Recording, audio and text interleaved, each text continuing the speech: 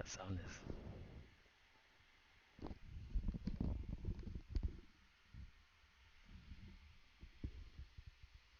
I'm just doing a test, testing. I